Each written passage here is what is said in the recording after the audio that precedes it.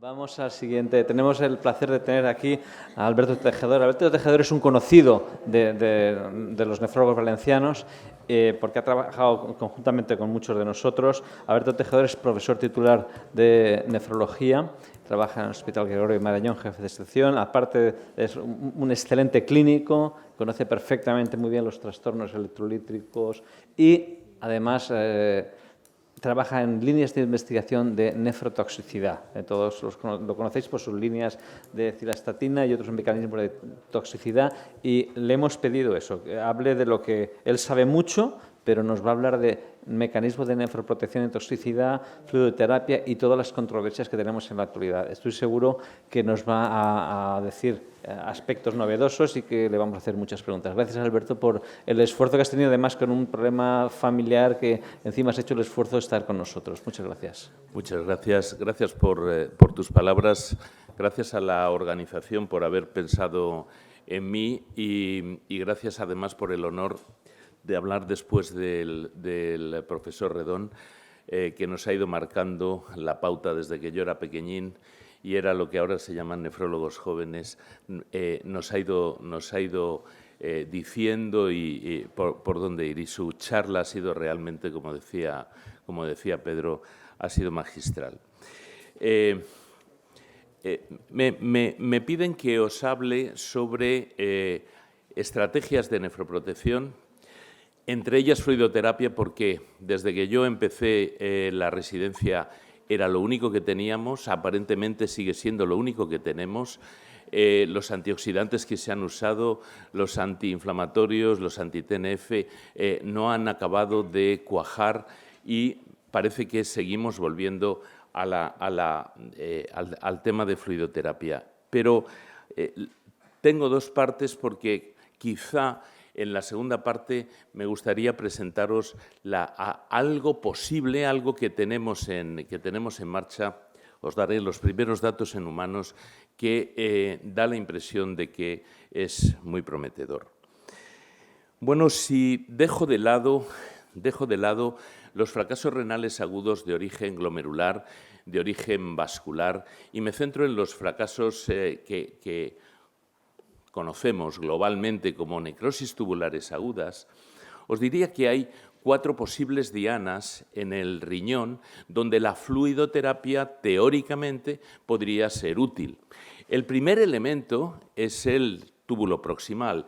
El túbulo proximal fundamentalmente porque es el que recibe todo el ultrafiltrado, del cual tiene que recuperar más del 80%, son 160 litros diarios que recupera, vuelve a filtrar, recupera, vuelve a filtrar, y que si contienen un tóxico tiene posibilidad de acabar dañándolo. La lesión en el proximal cada vez tengo más la impresión de que es la fundamental, la esencial en la necrosis tubular aguda. Y os digo por qué. Obviamente, cuando las células se mueren y se descaman, causan la obstrucción del túbulo y la reducción del filtrado. Pero también, incluso antes de que haya esa obstrucción, la disfunción de las células larga un montón de carga, de carga no reabsorbida hacia los segmentos distales, que va a activar el feedback túbulo-glomerular. Esto ha llevado a considerar etiología isquémica en un montón de fármacos que producían toxicidad directa tubular. El ejemplo más claro es la ciclosporina. La ciclosporina no causa isquemia renal, simplemente activa el feedback túbulo-glomerular. La proteinuria, la lesión en el proximal, causa proteinuria. Causa proteinuria porque no reabsorbe el proximal la proteína que se filtra. No solo causa proteinuria, esas proteínas que escapan precipitan en el asa de Henle y pueden producir, y os mostraré imágenes, verdaderos cilindros o moldes dentro del asa. Y es más, la falta de síntesis de amonio que se produce en el proximal muchas veces os va a dar una clínica de acidosis tubular distal, ya sea tipo 1 o tipo 4, que os puede llevar a confusión y a pensar que estáis ante una nefritis inmunoalérgica. La lesión en Henle se teoriza con ella porque es la zona donde más oxígeno se extrae, es la zona donde pasamos de la normoxia a la hipoxia, en la zona en que está y por la extracción de oxígeno. Es fácil de detectar, la presencia de hipermagnesiuria e hipomagnesemia es una de las cosas que nos hacen sospechar. Y los fármacos típicos que lesionan al asa de Henle son cisplatino y genta. Bueno, pues chicos, cisplatino y genta en realidad van a estar lesionando al proximal. Y lo que vais a ver aquí son los resultados de esos cast de proteínas que proceden del proximal. El distal probablemente es el que tiene más posibilidades de una lesión directa, específica para ciertos tipos celulares. Ciclosporina lesiona al proximal, pero ciclosporina puede lesionar la permeabilidad al cloro en el distal. Anfotericina, tolueno, alta afinidad por las células secretoras de protones, por las células intercaladas. Y por último, el que probablemente no hay ninguna duda, es el hecho de que la reabsorción de agua en el colector, que concentra desde los 180 litros iniciales hasta el litro final, concentra 200 veces el contenido que haya en el túbulo. Podemos tener fármacos que tienen concentraciones no tóxicas en el ultrafiltrado y que al aumentar 200 veces o se hacen tóxicos o se hacen insolubles. Sulfadiazina, inhibidores de proteasas, fijaros, inhibidores de proteasas que a pesar de que deplecionan en DNA mitocondrial en el túbulo proximal, son capaces de precipitar a nivel del colector. Bien, si no lo habíais visto nunca, aquí tenéis qué es lo que ocurre, cómo se produce esa descamación cuando hay una necrosis tubular aguda que acabará taponando el túbulo. De la teoría a la práctica. Vamos con la hidratación. En teoría, si aumentamos el flujo a lo largo de la nefrona, lo que mis mayores me enseñaban como el ariete hídrico, ¿te acuerdas, Pedro? El ariete hídrico, o si queréis, los más culteranos, el efecto augías de lavar con las aguas de un río los establos del rey Augías que hizo Hércules. Teóricamente podríamos arrastrar todos esos detritus, destaponar los túbulos. Si eso fuera así, el agua, es decir, el glucosado, consigue volúmenes de diuresis más rápidos que el salino, que produce diuresis más lentas y más mantenidas en el tiempo. Y, sin embargo, el glucosado no tiene, o el agua oral, no tiene las ventajas que tiene el salino. Y el salino isotónico, lo veréis, parece mejor que el salino hipotónico. Así que realmente lo que da la impresión que influye aquí es la expansión del volumen extracelular. Y esa expansión del volumen extracelular está influyendo en que está activando todos nuestros sistemas natriuréticos. La activación de los péptidos cardíacos reduce las resistencias preglomerulares, aumenta el flujo sanguíneo renal. Eso hace que el reflejo miogénico de la aferente tienda a cerrarlo y esto tiende a mantener el filtrado glomerular sin cambios. Por otro lado, los péptidos natriuréticos inhiben la reabsorción de sodio distal y el factor natriurético hipotalámico inhibe la reabsorción en el proximal. Con esto en la cabeza, no es de extrañar que alguien se plantease, aquí me falta el sitio donde estoy reabsorbiendo más sodio, el asa de Henle. Cuando se combina la expansión de volumen con furosemida, teniendo eso en la cabeza, inhibamos la reabsorción de sodio en Henle y entonces lo tengo todo inhibido, debe de haber mucho más flujo y debo de destaponar mucho más los túbulos, se produce un efecto peculiar. Efectivamente aumenta el flujo sanguíneo renal, pero furosemida inhibe el feedback túbulo-glomerular, así que se va a producir vasodilatación aferente y esto aumenta el filtrado glomerular. ¿No es eso lo que queremos, que aumente el filtrado glomerular? Pues depende, porque si el fracaso renal se está produciendo por un nefrotóxico, furosemida aumenta la toxicidad de ese nefrotóxico. Furosemida combinado con ciclosporina aumenta la toxicidad de ciclosporina, combinado con contrastes yodados aumenta la toxicidad del contraste yodado. De ahí que no se recomiende furosemida en este proceso. Dejó de utilizarse en el ariete hídrico para el cisplatino por ese mismo motivo. Y luego hay algo que nadie tiene en cuenta. Cuando expandimos el volumen, diluimos el elemento que usamos para medir la función renal. Diluimos la creatinina. Os voy a enseñar un par de problemas que me ha dado esto. Diluye la creatinina, también diluye las proteínas, la albúmina, y también diluye el hematocrito, y podríamos corregirlo, pero nadie lo hace. Y sin embargo se sacan conclusiones aventuradísimas de este hecho, ¿vale?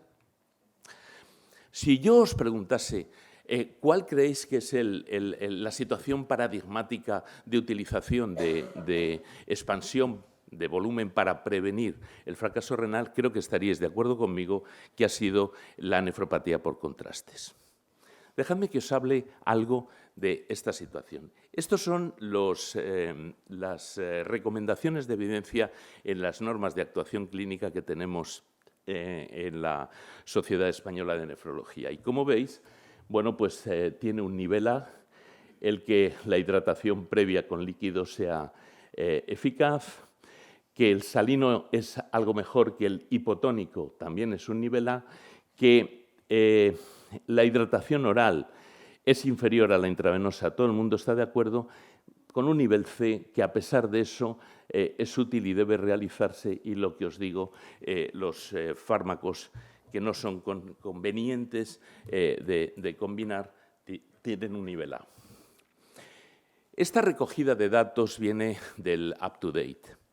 Y en el UpToDate os voy a llamar la atención sobre los dos primeros. Fijaos, estudios sobre hidratación, comparación de isotónico contra hipotónico. 2% de incidencia en nefropatía por contrastes contra un 0,7, significativo. En el mismo grupo, UpToDate selecciona el estudio de Taylor. No consigue significación, pero es que mirad qué mierda de subida de creatinina. 0,12 en el grupo de hipotónico contra 0,021 en el grupo de isotónico. Empezáis a ver uno de los problemas a los que nos vamos a enfrentar por culpa del marcador que usamos de fracaso renal.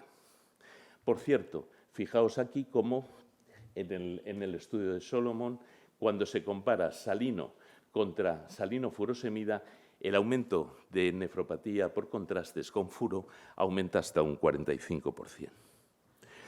Que los contrastes yodados son tóxicos es evidente. Y si no, fijaros, estos son células en cultivo, están creciendo. Fijaos que hay zonas que están sin cubrir, por lo tanto vais a ver crecimiento en ellas, en otras están ya cubiertas. Bien. Aquí tenéis cultivos primarios de células proximales normales y aquí el mismo tipo de células en presencia de un contraste yodado. Fijaos, porque el tiempo empieza a correr. Mirad lo que va ocurriendo a las 3 horas. Fijaos cómo se van cubriendo los huecos a las 6 horas.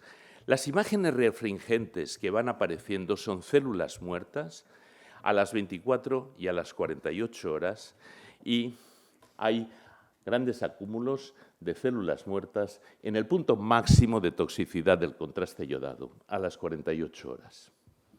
Bueno, dejadme que os muestre un par de ejemplos a los que me he enfrentado y que me han dado problemas, ¿vale? En el americano del 2007, había 3 abstracts, uno venía de Boston y 2 venían de Corea. Los 3 incidían en lo mismo, la posibilidad de que la eritropoyetina sirviese para reducir la nefrotoxicidad por contrastes yodados. Bueno, el racional detrás de esto es que la eritropoyetina no solo es un factor de crecimiento para las unidades formadoras de colonias, también tiene efectos citoprotectores y promotores de crecimiento en endotelio, en vaso, en riñón. Así que cuando volví a Madrid, convencí a Vicente Barrio a la sazón en el hospital de Alcorcón, y a Carmen Bernis en La Princesa y a Patro Rodríguez en mi propio hospital, y lanzamos el estudio EPOCONT, un estudio diseñado para ver el efecto de dosis crecientes de eritropoyetina sobre nefropatía por contrastes yodados en pacientes sucesivos sometidos a pruebas con contrastes. No os voy a dar los resultados de esto, lo que me interesa es que veáis en mi hospital de los 1.304 procedimientos sucesivos, la representación de las creatininas basales de los pacientes contra los deltas de creatinina al día 2 después del contraste, es decir, en el punto máximo de toxicidad teórica del contraste. Lo que esperábamos era una nube de puntos con un cierto crecimiento, ¿sí o no? A mayor lesión basal, bueno, es uno de los factores de riesgo de Meran, deberíamos de tener más lesiones. Algunos iban por ahí, pero chicos, mirad la curva, mirad la nube. Sobre todo, decidme, si alguien ve esta nube, ¿no tenemos posibilidades de que diga, uy, con contrastes yodados no hay toxicidad? Desde luego, a mí lo que me costaba entender era esos pacientes. Eran pacientes para los cuales el contraste yodado era cojonudo, era buenísimo, le mejoraba la función renal.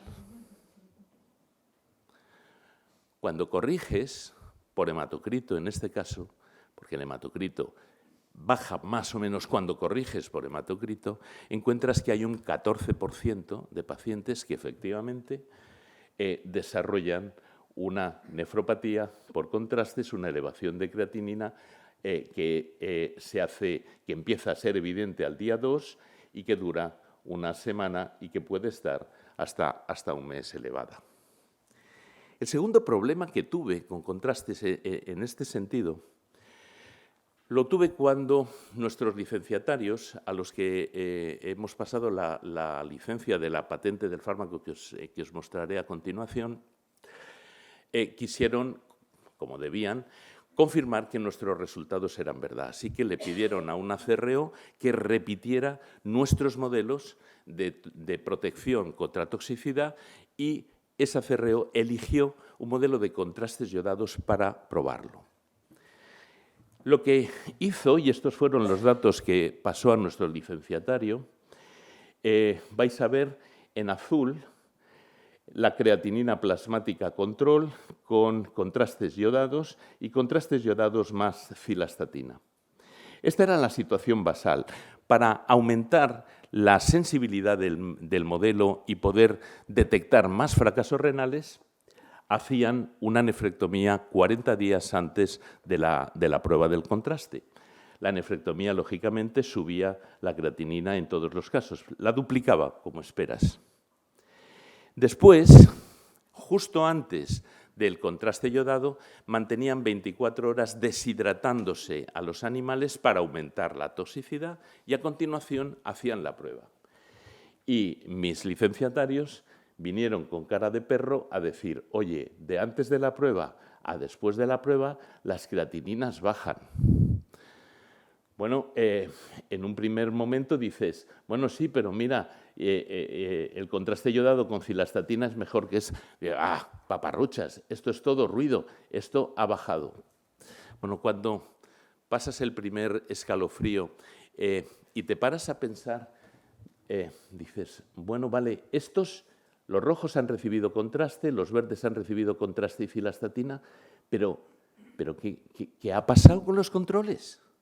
¿Por qué les ha bajado la creatinina a los controles? Pedimos los datos de la CRO.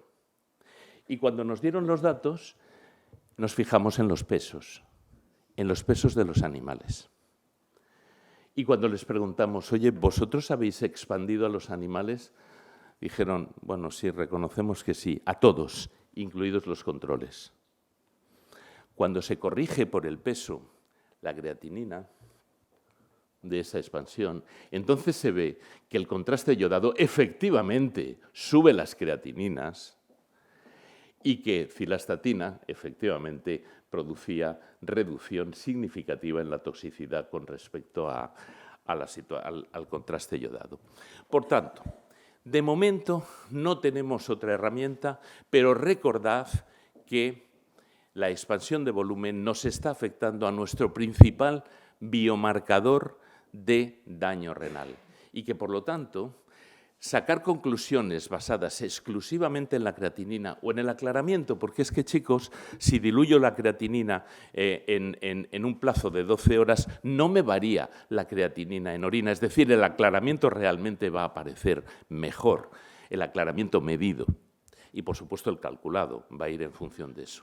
Por tanto, lanzo esta idea, es posible que tengamos que tener en cuenta la hemodilución que producimos con la expansión de volumen para valorar el impacto real en fracaso renal.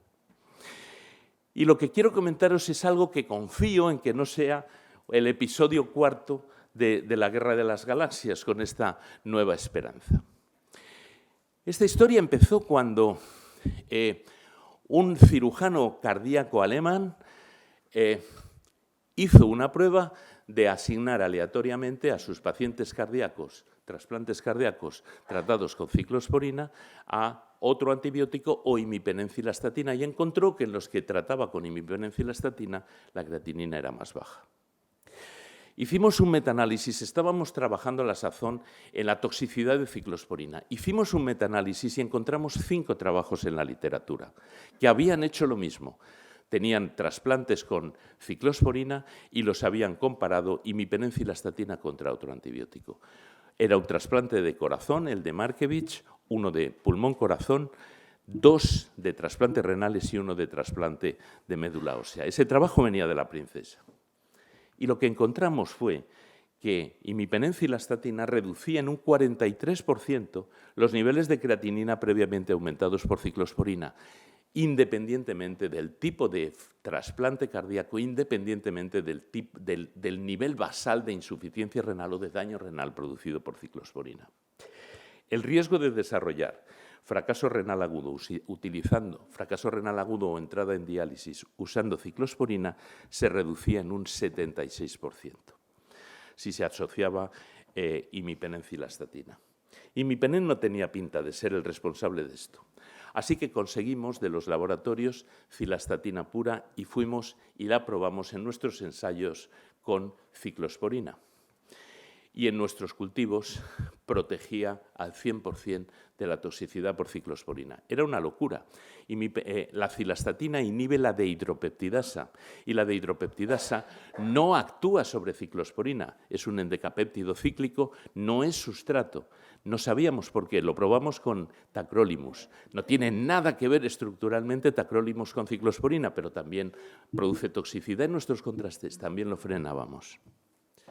Fuimos a la farmacia y pedimos que nos dieran todos los tóxicos que podían tener y los echamos a nuestros cultivos. Y lo que vimos son las barras azules. Aquí tenéis la muerte celular producida en nuestros cultivos, el control es el punto de referencia, producido con ciclosporina, genta, tacrolimus, vancomicina, cisplatino, contrastes yodados, foscarnet, manitol, anfotericina B, cloroformo, paracetamol. Y las barras naranjas son los mismos tóxicos, los usábamos a la concentración considerada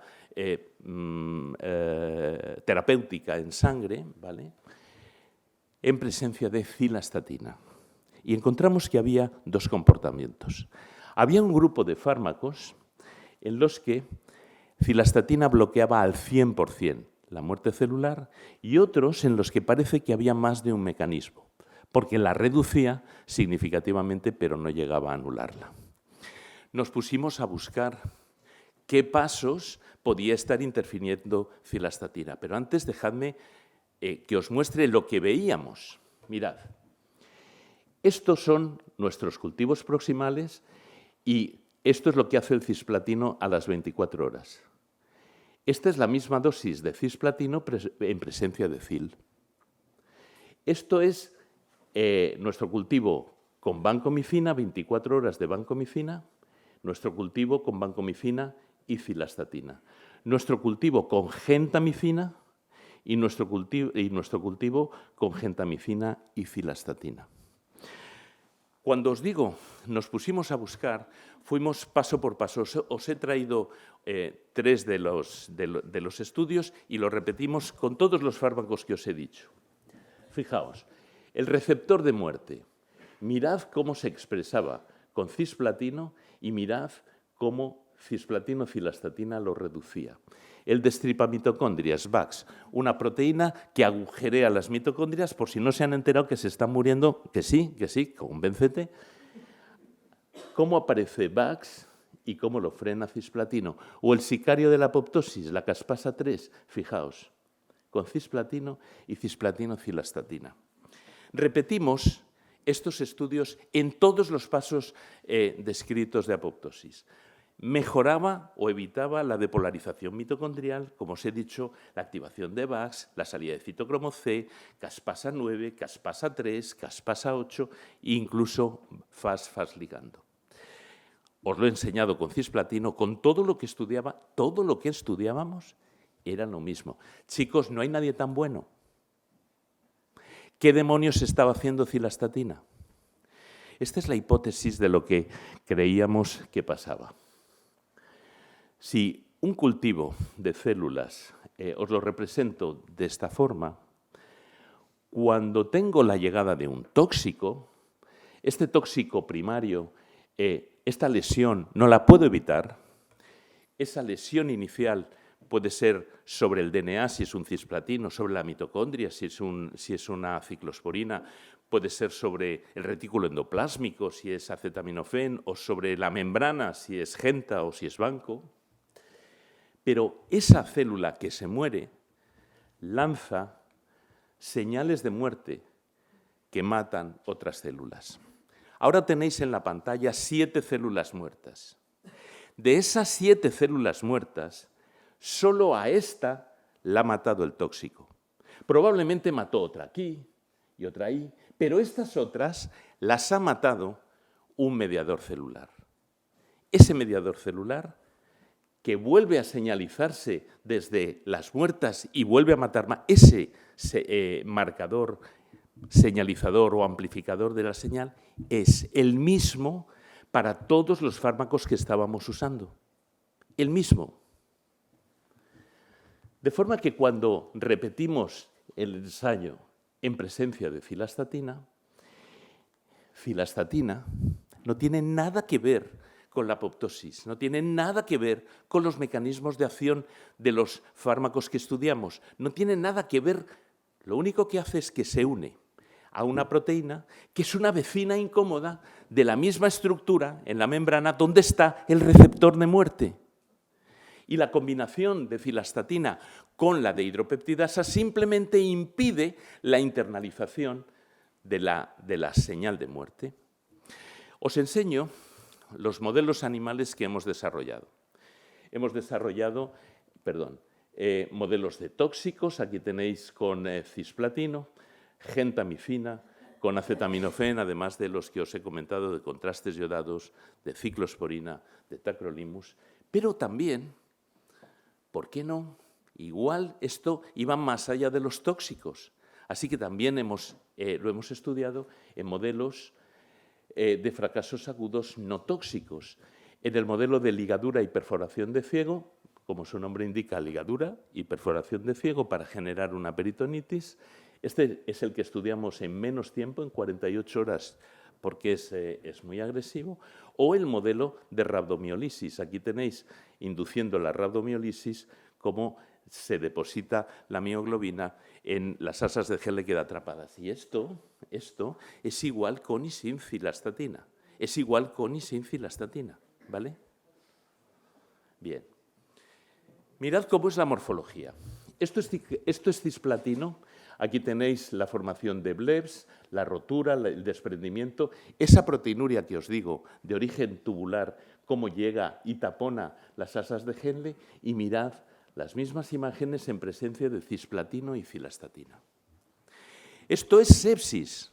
Mirad el glomérulo de la sepsis congestivo, con zonas incluso de hemorragia, con los CAST tubulares, la misma sepsis En presencia de cilastatina se reduce la lesión. Fijaos en rhabdomiolisis, produce una lesión devastadora. Fijaos la rhabdomiolisis cómo produce esa necrosis coagulativa, esa desaparición de túbulos a las 24 horas. En presencia de cilastatina quedan numerosos túbulos indemnes, hay también daño, por supuesto. 48 horas después empieza a haber hemorragia en el riñón, 48 horas después empieza a verse la recuperación funcional del túbulo. Desde el punto de vista de creatinina, nosotros los animales no los expandimos, ¿vale? No hay expansión de volumen y por lo tanto no tenemos ese factor.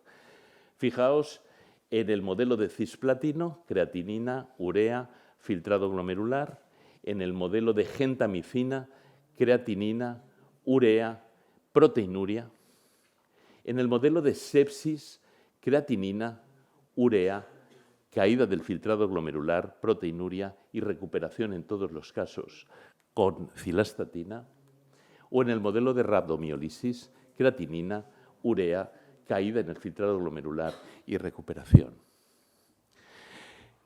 Os traigo solamente, de los muchos marcadores que hemos hecho, solo os traigo uno, KIM-1.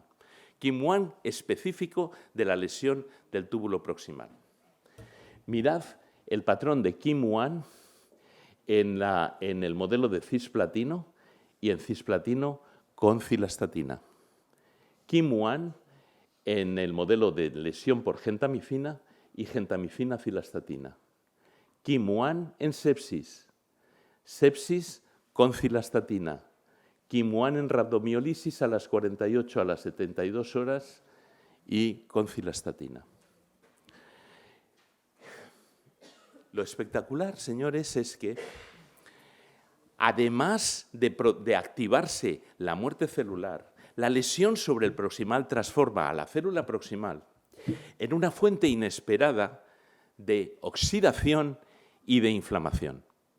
Se activa NF-κB, que va a poner en marcha toda la activación del inflamasoma, incluso inflamasoma a distancia. Va a haber reclutamiento de células inflamatorias que os voy a enseñar.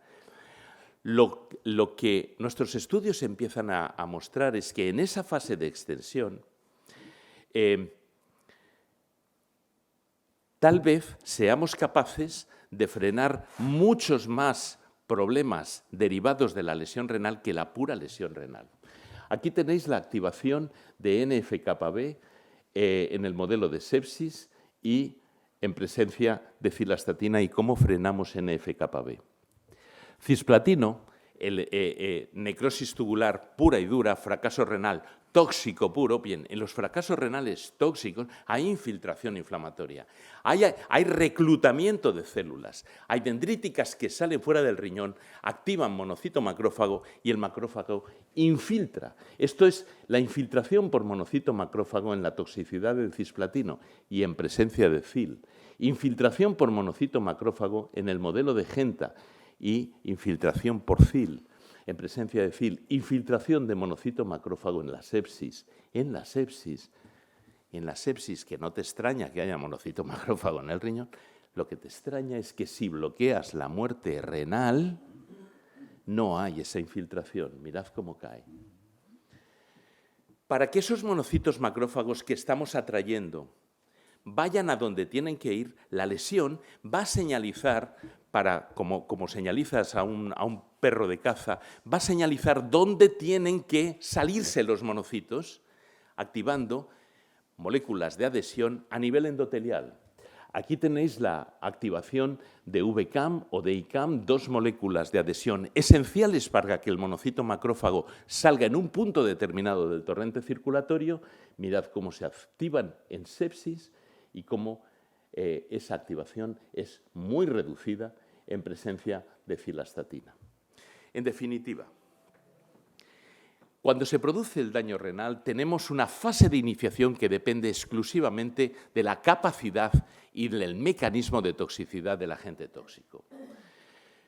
Pero ese daño inicial va a producir una extensión. Entramos en la fase de extensión y en la fase de extensión vamos a tener distintas asas. El asa inflamatoria es un asa de extensión, el asa oxidativa es un asa de extensión. Hay activación de FAS, caspasas, VACs, pérdida de potencial de membrana, apoptosis, esa descamación, esa anoiquis y la obstrucción tubular. Pero en esa fase de extensión, la propia activación del FAS-FAS ligando, que es lo que bloqueamos con cilastatina, es capaz de activar NF-κB, activando inflamación, activando interleuquinas que salen de la propia célula tubular al torrente circulatorio, que activa y vemos cómo escapan las dendríticas, cómo hacen el reclutamiento celular, cómo se activa el inflamasoma y ese inflamasoma con posibilidades de tener repercusiones a distancia en nuestros modelos de sepsis. Solamente inhibiendo la muerte celular reducimos la transaminitis a nivel hepático, cardíaco y lo estamos viendo a nivel pulmonar. Y por último, esa misma activación es capaz de activar y poner en marcha la transición epitelio-mesenquimal. Os estoy hablando de que en tan solo 48 horas después de iniciarse la sepsis es posible detectar en el riñón TGF-beta, el mediador que va a iniciar el depósito de colágeno. En 48 horas, cuando hemos medido colágeno, empieza a aumentar, pero todavía no ha alcanzado nivel de significación. Y de nuevo, esa transición epitelio-mesenquimal se frena con cilastatina. No puede tener más razón Redón cuando dice que es esencial prevenir el fracaso renal agudo, porque el fracaso renal agudo, esa reversibilidad que asumimos, es una reversibilidad que puede no ser tan cierta como creemos. Bien, os enseño y termino en qué situación estamos con este fármaco. Lo hemos licenciado a Spherium Biomed y ya hemos hecho el fase 1. Esta es la identificación del fase 1. El fase 1 está terminado. Salió en la prensa, hemos hecho una escalada de dosis a 3, 6 y 9 gramos de cilastatina en un total de 18 voluntarios sanos sin ningún efecto tóxico ni local ni a distancia. Y, aunque la cilastatina no está disponible comercialmente, quiero enseñaros los resultados que hemos tenido hace 2 semanas con nuestro grupo de cirujanos de HIPEC. Nuestros cirujanos de cirugía de carcinomatosis peritoneal vienen trabajando regularmente en este método, algo que se está ampliando cada vez más a hospitales, pacientes que no tenían ninguna posibilidad, ahora mismo con la peritonectomía, seguida del tratamiento con quimioterápicos a alta temperatura, 45 grados, se consiguen resultados espectaculares. Uno de los fármacos que se utilizan y a dosis altas, a dosis de 100 miligramos por metro cuadrado, las más altas que se usan en clínica, se usa en cáncer de ovario. Como os digo, no tenemos cilastatina pura, pero mis cirujanos dicen durante el procedimiento del HIPEC necesitamos hacer una profilaxis con un antibiótico. Normalmente lo hacemos con kefalmetronidazol. ¿Por qué no hacemos, a partir de un punto en el tiempo, hacemos una cohorte posterior en el que usamos imipenencilastatina? No podían usar imipenencilastatina a diario porque no había indicación. Si no había infección por gérmenes carbapenem sensibles, nuestros microbiólogos no nos lo permiten, pero sí nos permitían dar 1,5 gramos en el mismo durante el HIPEC. Y los resultados que han tenido, esto es una comparación de 2 cohortes no concurrentes, la cohorte de antes del cambio y de después del cambio, es que fijaos, el porcentaje de pacientes con creatininas que suben por encima de 1,6, fijaos cómo durante los días 0 a 4, a 3, se están manteniendo. Es aquí donde se producen los fracasos renales atribuibles a la técnica quirúrgica, pero a partir del día 4 empiezan a producirse los fracasos renales atribuibles al cisplatino. En la literatura, los grupos tienen una tasa estándar de fracaso renal agudo muy próxima unos a otros, entre un 25 y un 30%. mis cirujanos son buenos, tienen una tasa en torno a un 23. Pero cuando utilizaron imipenencilastatina solo aquí, solo el día del IPEC, solo durante 1 hora y media, esa tasa bajó a un 10%. En el análisis de datos pareados podéis ver cómo las creatininas de antes del procedimiento se están manteniendo por debajo de 1,2. Después del procedimiento, chicos, la mayor parte de la gente mantiene la función renal normal. Si subieran no podríamos hacer esta técnica, pero un 18% presentan en el conjunto del día 4 a 7 elevaciones de creatinina por encima de 1,2.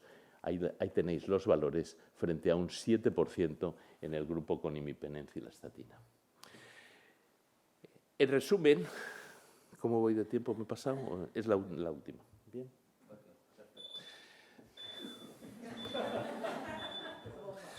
Bien. Sea cual sea la causa inicial del fracaso renal agudo, la fase de expansión parece común y se puede bloquear. Y si lo hacemos, evitamos la expansión del daño. El bloqueo de las balsas de colesterol es la estructura donde está el receptor de muerte y es donde está la dehidropeptidasa. Pero, chicos, es la estructura donde está SGLT2. Oído al parche los que trabajáis en nefropatía diabética, oído al parche los que trabajáis con ISGLT2. Es la misma estructura. Cuando bloqueamos la balsa de colesterol, lo hacemos con cilastatina, es un fármaco intravenoso, creo que tendremos mejores posibilidades con nuevos fármacos que podamos administrar por vía oral. Frenamos la vía extrínseca de la apoptosis, frenamos la lesión oxidativa, evitamos la activación y el reclutamiento de células inflamatorias, chicos, sea cual sea el origen del fracaso renal, sea tóxico o sea por toxinas, y evita el inicio de vías profibróticas visibles desde las primeras 48 horas. La mayor parte del daño clínico observado en el AQI se debe a las distintas asas de amplificación puestas en marcha al inicio y autoalimentadas incluso cuando desaparece la noxa. El cisplatino dura activo media hora, pero 4 días después seguimos viendo muerte celular y seguimos viendo muerte tumoral. Pero está activo solamente media hora. A la media hora está tan unido a proteínas que ya dejamos de tener cisplatino activo, ¿entendido? Y, sin embargo, el fracaso se perpetúa. Desde el inicio, 48 horas del AQI, se ponen en marcha mecanismos que, de no desaparecer la causa aguda, acaban evolucionando a una situación de fibrosis renal. El bloqueo de la expansión del AQI podría tener efectos en órganos a distancia.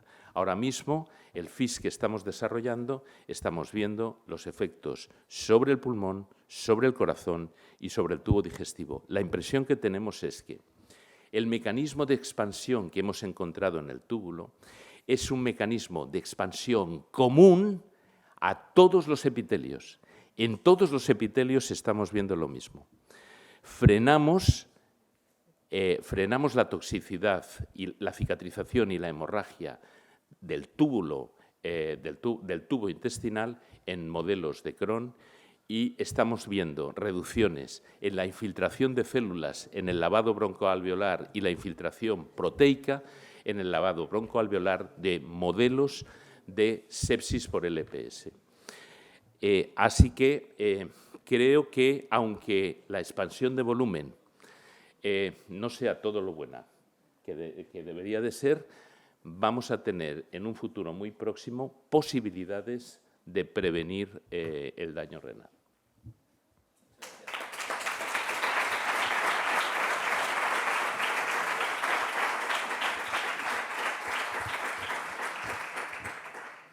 Muchísimas gracias por la magnífica presentación. El hecho de que, en el caso del platino, el hecho de que podamos frenar la expansión de la respuesta inflamatoria y oxidativa y disminuir el daño renal, ¿podríamos estar también disminuyendo la eficacia terapéutica del platino? Fantástica pregunta. Es la primera que teníamos que hacer para intentar colarlo en una revista. Habíamos quedado antes. La enorme La enorme ventaja que ofrece cilastatina es que es un ligando específico de la dehidropeptidasa 1 renal. No está a otros niveles, no existe en grandes cantidades a otros niveles. Hay algo en intestino, pero está fundamentalmente en el riñón. Así que cogimos diversas líneas celulares tumorales, cogimos mama, cogimos ovario, cogimos mama, ovario, estómago, líneas cisplatino sensibles, inducíamos muerte celular con cisplatino y cilastatina era incapaz de prevenir esa muerte. Con los inmunosupresores vimos el efecto sobre CD4, la lisis linfocitaria que producían, cilastatina era incapaz de prevenirla. Y probamos, por supuesto, bacterias sensibles a banco, a genta, y cilastatina era incapaz de prevenir la muerte celular en todos esos. De forma que lo que tenemos es una especie de escudo mágico que protege a la proximal, porque va dirigido contra una estructura que solo está en la proximal.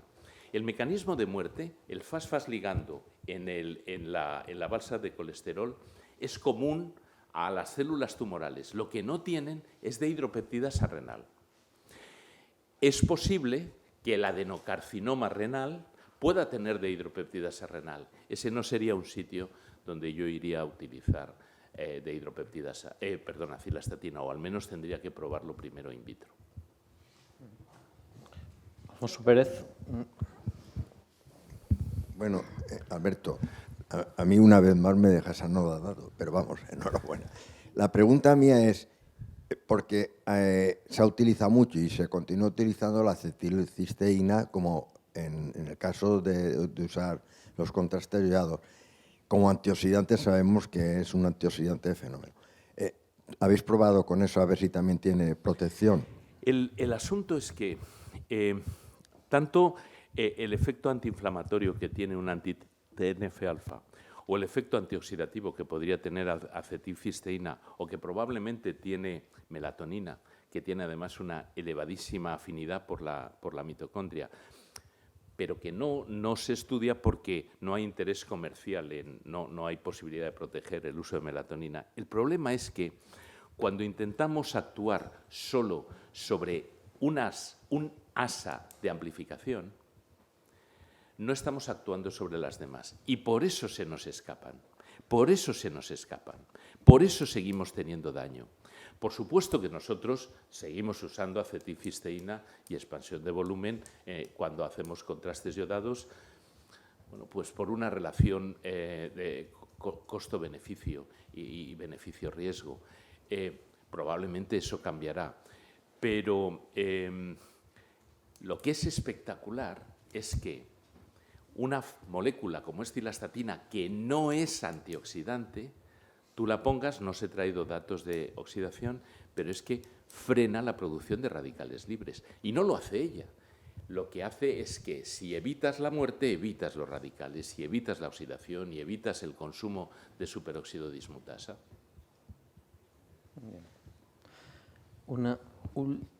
Dos últimas preguntas muy breves, por favor, muy breves. Con respuesta. Hola, yo tengo una pregunta puntual. ¿Hasta qué punto es clínicamente relevante frenar una respuesta inflamatoria, por ejemplo, en un evento agudo, si esta respuesta puede ser beneficiosa o no? 48 horas empieza a depositarse colágeno. 48 horas. Ni lo olemos. Y el fracaso renal agudo va a ser reversible, pero en el caso de la nefropatía diabética, en el que tengo un fracaso renal agudo, no os confundáis, la nefropatía diabética es un fracaso renal agudo. Es un fracaso renal agudo porque la glucosa es igual de tóxica, menos tóxica que el cisplatino. Es un fracaso renal agudo de baja intensidad, pero mantenido en el tiempo. Bueno, muchas gracias, Alberto, por nuevas evidencias para el racional del estudio clínico que todos estamos esperando. Quiero decirte, Alberto, que yo ya no te voy a pedir más estudios para fortalecer mi regional. Lo que quiero decirte es que estamos ya todos ansiosos de un randomized control trial. Vale. Y búscate algún modelo relevante. Has aludido al del contraste iodado, pero no digamos el de los inhibidores de la calcinurina y los trasplantólogos. O sea, que es absolutamente necesario. Es un compromiso tuyo como investigador con la ciencia el que os embarquéis en un ensayo en fase 3 ya. Alberto, te lo estamos pidiendo ya que tú lo conoces bien. Vamos a ver. La realidad, ¿vale? La realidad. Esferium Biomed no quiso seguirnos, no quiso hacernos caso en plantear un ensayo 2B sobre cisplatino, porque tenían que ser pacientes de cabeza y cuello resistentes a otros fármacos, y dejó caer el cisplatino de la línea de desarrollo, pero iba a empezar ya nefroprotección en contrastes iodados. En diciembre, enero, su proveedor de fondos, Ferrer, decide liquidar la empresa, pero mantiene el nombre para no entrar en conflicto con los licenciatarios que tiene. Y en enero Ferrer ha empezado el proceso de saber si va a apoyarnos o no. Ante eso y nuestros resultados, ahora mismo estamos pidiendo, el 7 de marzo, pedimos un FIS en HIPEC para un 2B con asignación aleatoria de cisplatino. Como ensayo clínico 2B. No industrial, porque ya se lanza en esta convocatoria FIS. Al tiempo le decimos a Ferrer, creemos que podéis tener interés y además os lo vamos a dar muerto. Por último, el Ministerio de Defensa se ha interesado en nuestros resultados sobre rabdomiólisis para aplicación en politrauma. Y lo ha evaluado ya farmacia de defensa y lo está evaluando Sanidad. En ese sentido, bueno, cuando les dijimos que estábamos desarrollando también protección en la hemólisis de la malaria, nos dejaron un poco descolocados y dicen, malaria, si nuestros soldados van todos vacunados. Que yo sepa, no tenemos vacuna. Bueno, una última pregunta, Luis, 30 segundos, respuesta 30 segundos, por favor, Alberto. No, Alberto, bueno, magnífica charla, por supuesto, agradecerte esa revisión. No se puede decir más cosas en menos palabras en la primera mitad de la charla. Y en segundo lugar, yo creo que efectivamente has puesto evidencias que tratan de explicar algunos fenómenos que venimos observando en la clínica y van en la línea que yo le comentaba antes a Pepe. El impacto negativo e irreversible de muchas lesiones agudas que se nos han enseñado clásicamente, el efecto inflamatorio que justo tiene que ver con el comentario que he hecho esta mañana a Antonio Franco en los trasplantes renales, que el patólogo cuando biopsias en la segunda semana tienen inflamación, te dice que rechazo, cuando en el fondo estamos viendo esta inflamación de carácter específico, y las implicaciones pronósticas que tiene tanto en niños nativos como en el niño trasplantado la necrosis aguda en el medio plazo. Sí, señor. Y como dice Pedro, we are anxious waiting for the results. Bueno, enhorabuena y muchas gracias. Muchas gracias. Os tendré informado. Muchas gracias, Alberto, y te esperamos. Pues.